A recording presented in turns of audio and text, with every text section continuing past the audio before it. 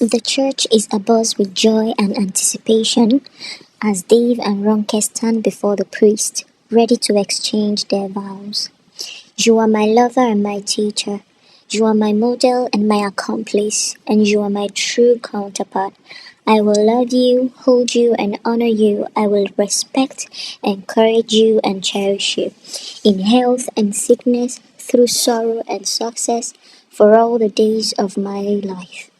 As Dave stood there listening to Ronke read out her vows, he was lost in deep thoughts.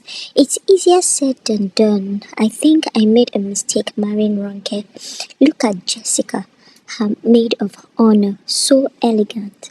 I've always wanted her without even minding the fact that she has a 10-year-old daughter from God knows where.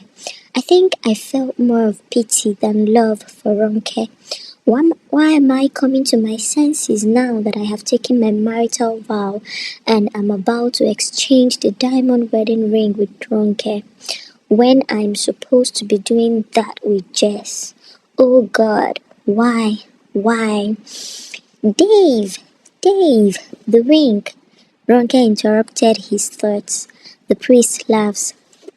Seems you've been lost in thought. Don't worry, it's normal to have anxiety issues at this time. With time, you get comfortable. Please let's continue, the priest said with laughter from the audience.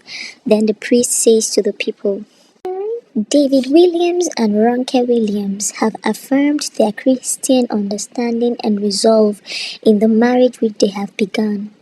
Will you, their relatives and friends, do all in your power to uphold them in their marriage?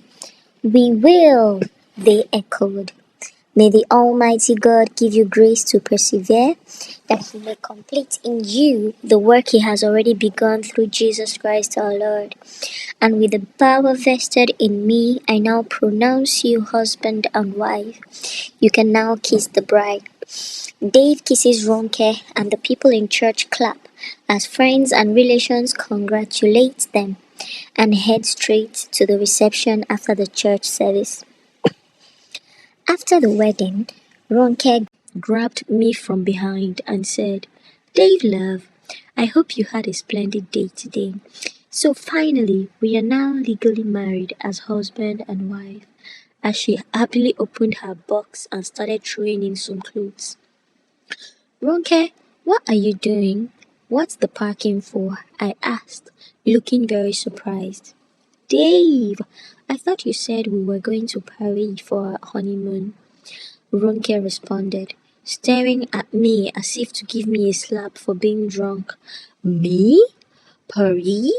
I feigned ignorance, looking more surprised. Oh, that? I said for our first wedding anniversary, not our wedding. I said, as I laughed so hard like one big joke has been cracked by a comedian. I've paid for a very good five-star hotel in Abuja for a week. Please don't get me wrong. I didn't mean honeymoon in Paris. I meant first anniversary, I emphasized. Okay, oh, honeymoon in Paris or Ajegunle, it doesn't matter as long as our love for each other is there, Ronke said sadly. I know she had been planning for this honeymoon since the first time I mentioned it, but it's best if I pretend that she didn't hear me well. The truth is that I had actually promised Ronke a Paris honeymoon, but I had to lie and convince her so that we spend it in Nigeria after realizing that Jessica is the one for me. I didn't think Ronke was worth all that expense and I needed to be close to Jessica. I wished that the honeymoon would soon be over so that I could meet Jess to let her know how much I loved her. The difference between Ronke and Jessica is that Jess is strong, agile, smart, have a well-paid job as an accountant in one of the big oil servicing firms, and was good in bed, while Ronke is practically the direct opposite of Jess. But the good thing about her is that she's submissive and respectful. But that wasn't enough to keep us for the rest of our lives. Abby, what do you think? As I said, I might have married her out of pity, and the faster I start to express my feeling to the person I truly love, the better. And sorry, I didn't tell you. I come from a very rich and influential family and also have a business of my own which I run. I actually inherited my father's business. 2 weeks after the honeymoon, I dialed Jess' number. Hello, Jess. It's Dave. Hi, Dave. How are you and your wife and the honeymoon? Hope you enjoyed yourself. Jess responded. Jess, now wow, you couldn't even call to know how I'm doing. Anyway, the reason I called is that I need to see you urgently. I continued as if I didn't hear what Jessica had just asked. I hope there's no problem, Dave. Jess replied with anxiety. No problem at all. Let's meet tomorrow in my suite at Atlantic Hotel at 2 p.m. I assured her. Okay, 2 p.m. it is. At Atlantic Hotel, Jess walked into my hotel room looking all gorgeous and leaving me wanting to grab her immediately. Dave, I hope I'm safe. This one you want to see me urgently like this. What's up? Jessica said as she entered the hotel room. I explained to her how much I loved her and had not stopped thinking about her.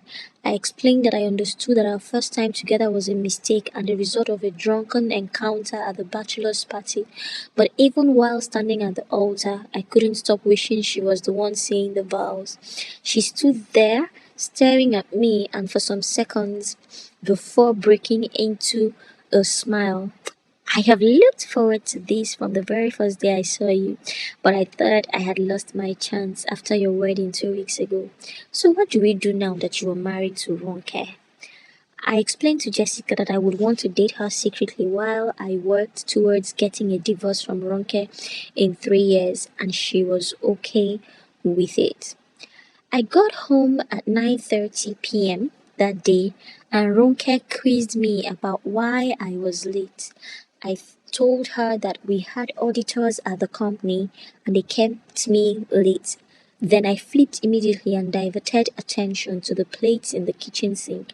I rained insults on her for being so lazy and not washing her plates just as she finished eating. She just stood there staring at me, dazed. I had never acted that way towards her, but I had instantly lost the feelings I thought I had for her. The thing is that my mom was never in support of me marrying Ronke. She believes that Ronke is below our class on every level, so she fought me hard before the wedding, and I still had no rest after the wedding. She couldn't do so much about it because, as a person who took over my dad's company, everyone had to respect my choices or they would not have anything coming to them. But I thought I loved Ronke so much because of her calm demeanor.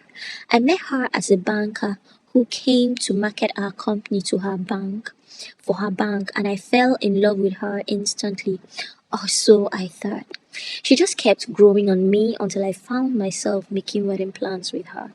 I went to her house to tell her that I had started seeing Jess on the side. That's my mom. Because Jess is a family friend and a daughter to one of her friends. She had always wanted me to marry her. I explained our agreement to mom and told her Jess was okay with it as long as we had a timeline of 3 years. Mom asked me if I needed her to take care of Ronke for me, to which I objected. Ronke confirmed she was pregnant 2 months after our wedding. We only slept as husband and wife during our honeymoon, and she took in. We have lived without sex for ever since because nothing was interesting about having sex with her. Throughout her pregnancy, I treated her shabbily and never helped with chores, but she never changed how she acted towards me. Always still respectful and calm. Boring. She had become a housewife and just sat at home. I didn't even care how she got money to sort herself out. She knew to go to the family doctor for her antenatal, and I took care of everything that had to do with the hospital for her, and that was it. It's 3 years after our wedding, and our 2-year-old son is already in nursery. I I knew that the time had come to tell Ronke that I was done with the marriage. I'm sure she should see that coming because have only tolerated her for the past 3 years. As our third anniversary approached, She reminded me that I had not fulfilled the Paris promise I made to her, that we could try to make things better in our marriage and bring back the love we once had. I told her that change was constant in marriage and that I was under some financial challenges. Don't worry, Ronke. Things will take their normal shape soon, I said. If only she knew what was coming for her. Tunde, my son's teacher, sent a message that we needed to come and see the head teacher at his school because they had some concerns about him. I dismissed it and told Ronke that they only wanted to fleece some money from us. She begged that I just go and find out what it is about, and if it's about money, I could call their bluff. At the head teacher's office, she mentioned that Tunde was lagging in his academics and had no social life at all, and she wanted us to consider getting him some extra help in school and at home, like a special teacher that would shadow him and help him learn. I dismissed it immediately and told her that Tunde was a growing little boy and would outgrow these things with time. I stood up and left, and on the drive home, Ronke expressed her displeasure at me dismissing the teacher's concerns, and for the first time she raised her voice at me, which I matched right back. I dropped her off at home and headed to my date with Jess. As soon as Jess saw me, she pushed me away and reminded me that my 3 years were up and I needed to do something fast or lose her to someone else. She wasn't in the mood to give me any sugar. She only wanted to warn me.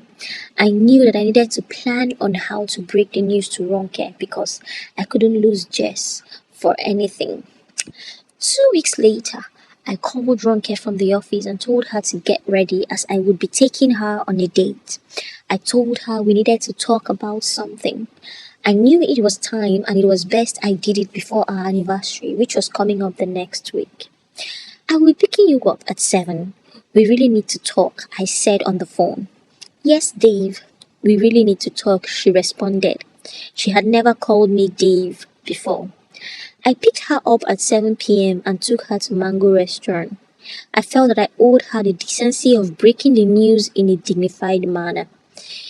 I may not love Ronke anymore, but she has been nothing short of a good woman to me. She was just not interesting enough. Before I said anything, she held my hand and with tears streaming down her face said, I'm dying, Dave. What? I'm dying. Leukemia, stage 3. I stared at her for the longest before I let out a sob. I honestly did not know why I was crying for her, but I couldn't help it. Maybe it was the pity I had always felt for her or guilt that I let her go through this all by herself. But I cried. I had to shelve the idea of telling her that I wanted a divorce. What's the use? She was dying anyway. I hugged and held her for about 5 minutes before we left the restaurant and headed home without ordering anything. I felt as though something shifted in me that evening. I know I want Ronke out of the way, but not at the expense of her life. We concluded that she would begin her chemo sessions the very next week. The next day, we went to see the doctor. Dr. Uche told me that Ronke's chances were really slim because her condition wasn't diagnosed early enough and her lungs and liver have become affected. We will do everything in our power, sir, but I need you to know that clinically speaking, she has only 3 months to live. But please, pardon me for asking, but don't you observe your wife regularly at home to know that something is happening to her, that her appearance was gradually changing all this while? I believe that if all these were observed on time, maybe it couldn't have gotten to this stage. Dr. Uche said, My friend, are you here to question me about my responsibility towards my wife? Or do you want to do what you are being paid for? Please do your job and stop asking me silly questions, Dave said angrily. Sorry, sir. I'm just concerned. Dr. Uche apologized. We agreed to begin chemotherapy immediately while Ronke stayed back in the hospital. Watch out for part 2.